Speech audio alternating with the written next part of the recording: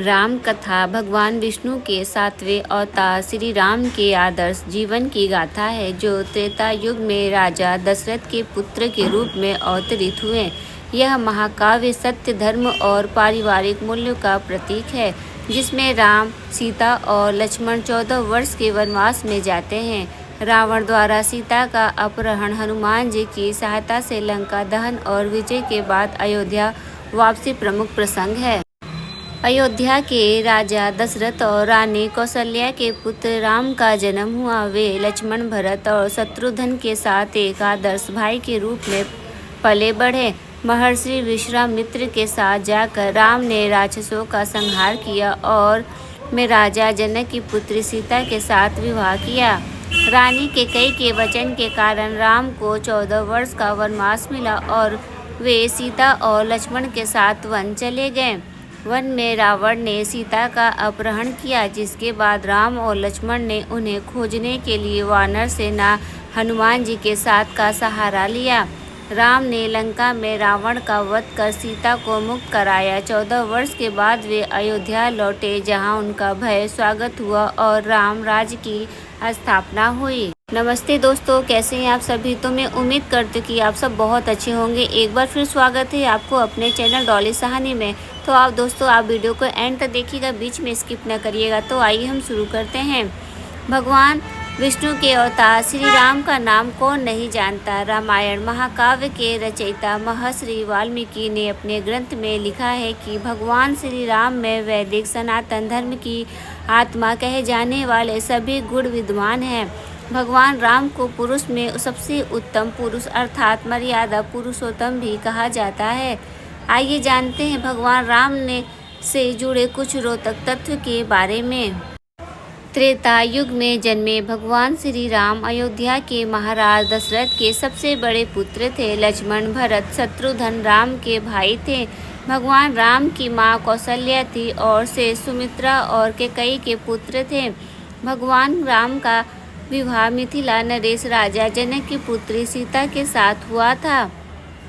लक्ष्मण की पत्नी उर्मिला, शत्रुघ्न की पत्नी त्रुकीर्ति और भरत की पत्नी मांडवी थी। विवाह के पश्चात भगवान राम को राजा दशरथ ने रानी कैकेयी के कहने पर 14 वर्ष के लिए वनवास पर भेज दिया था, क्योंकि एक वचन के अनुसार कैकेयी राजा दशरथ से कुछ भी मांग सकती थी।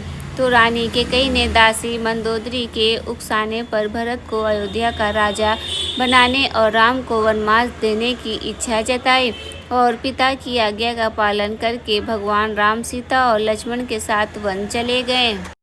ब्रह्मा, विष्णु तथा महेश में से भगवान विष्णु ने संसार की भलाई के लिए कई अवतार लिए हैं। भगवान विष्णु द्वारा कुल 10 अवतार लिए गए, जिसमें से भगवान राम 7वें अवतार माने जाते हैं और यह अवतार भगवान विष्णु के सभी अवतारों में से सबसे ज़्यादा पूजनीय माना जाता है।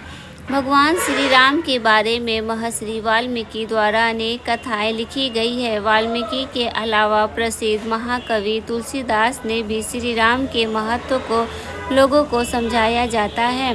भगवान राम ने कई ऐसे महान कार्य किए हैं, जिससे हिंदू धर्म को एक गौरवमयी इतिहास प्रदान किया है।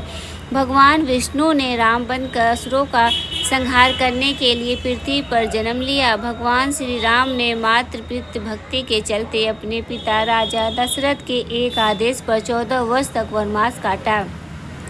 नैतिकता, वीरता, कर्तव्यपरायणता जो उदाहरण भगवान राम ने प्रस्तुत किए हैं, वह भगवान और बाद में मानव जीवन के लिए मार्गदर्शन बन गए। भगवान राम अपनी प्रजा को हर तरह से सुखी रखना चाहते थे। उनकी धारणा थी कि जिस राजा के शासन में प्रजा दुखी रहती है, वह राजा नरक भोगी होता है। महाकवि तुलसीदास जी ने रामचरितमानस में राम राज्य की विशद चर्चा की है। माना जाता है कि अयोध्या में 11,000 वर्ष तक भगवान राम का दिव्य शासन रहा। वनवास के दौरान भगवान श्री राम ने देश के सभी आदिवासियों और दलितों को संगठित करने का कार्य किया और उनके जीवन जीने की शिक्षा दी। उन्होंने देश के सभी संतों और उनके आश्रम को राक्षसों, दैत्यों के आतंक से बचाया था। अपने 14 वर्ष के वनवास के दौरान भगवान राम ने भारत की सभी जातियों और संप्रदायों को एक सूत्र में बांधने का कार्य किया। चित्रकूट में रहकर भी उन्होंने धर्म और कर्म की शिक्षा दीक्षा ली। भगवान राम ने भारत भर में भ्रमण कर भारतीय आदिवासी जनजाति, पहाड़ी और समुद्री लोगों के बीच सत्य, प्रेम, मर्यादा और सेवा का संदेश फैलाया। और यही कारण है कि जब रावण से युद्ध हुआ तो सभी तरह की अनार्य जातियों ने राम का साथ दिया। भगवान श्री राम कहते हैं कि पृथ्वी लोक एक ऐसा लोक है जहाँ जो भी आता है उसे एक दिन वापस लौटना ही होता है। ठीक इसी तरह श्री राम भी अपना मानवीय रूप त्याग कर अपने वास्तविकता रूप स्वरूप विष्णु का रूप धारण कर वैकुंठ धाम की ओर चले गए।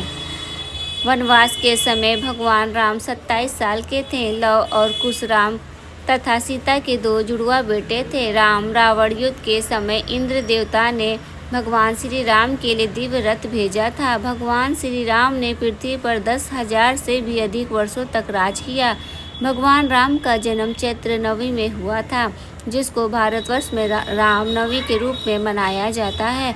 भगवान राम ने रावण को मारने के बाद रावण के ही छोटे भाई विभीषण को लंका का राजा बना दिया था।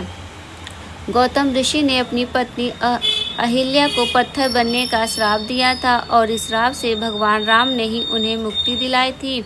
अरण्य नाम के एक राजा ने रावण को श्राप दिया था कि मेरे वंश से उत्पन्न युवक तेरी मृत्यु का कारण बनेगा, और भगवान राम इन्हीं के वंश में जन्मे थे। माता सीता को रावण की कैद से आज़ाद कराने के लिए रास्ते में पड़े समुद्र को पार करने के लिए भगवान राम ने एकादशी का व्रत किया था। वनवास वापसी के बाद भगवान राम की अयोध्या वापसी की खुशी में अयोध्या वासियों ने दीप जलाए थे। तब से दिवाली का त्यौहार मनाया जाता है। धार्मिक कथाओं के अनुसार श्री राम के बिना दुनिया भी कुछ नहीं है। तो दोस्तों, हमारे द्वारा दी गई ये राम कथा आपको कैसी लगी कृपया कमेंट्स बॉक्स में ज़रूर बताएं। वीडियो पसंद आए तो वीडियो को लाइक करें और चैनल को सब्सक्राइब करना ना भूलें। फिर मिलते हैं हम नेक्स्ट वीडियो के साथ, तब तक के लिए धन्यवाद।